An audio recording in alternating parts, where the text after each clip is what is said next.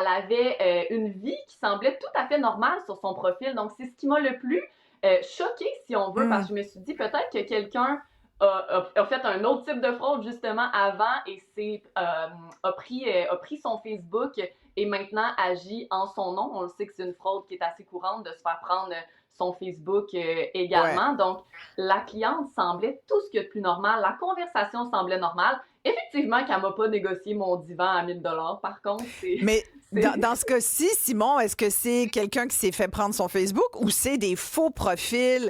Puis là, ils sont tellement devenus bons, les fraudeurs, ils savent comment on vérifie. Parce que Gabrielle est allumée, elle a vérifié, elle est allée voir le profil. On fait ça maintenant. Moi, je fais ça aussi. Je vais voir le Oui. profil du vendeur, le profil de l'acheteur potentiel. Puis là, je me dis, OK, bon, quand je vois qu'il y a comme pas d'image d'avatar puis qu'il y a zéro commentaire, je me dis, OK, non, ça marchera pas.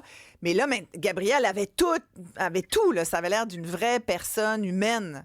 Donc, Ça peut être du piratage. Par contre, c'est un service qui s'offre maintenant, hein. Ça s'achète des comptes qui ont l'air légitimes, puis ça s'achète pour très peu. Donc, les fraudeurs ah, le savent. Ils savent que Facebook, par exemple, va vous mettre une notification que vous pourriez être en train de vous faire arnaquer quand c'est un compte qui a moins de 30 jours ou moins de 60 jours. Donc, ils vont même créer plusieurs centaines de comptes d'avance, les laisser de côté, commenter entre eux, se mettre des faux commentaires pour donner une impression de légitimité.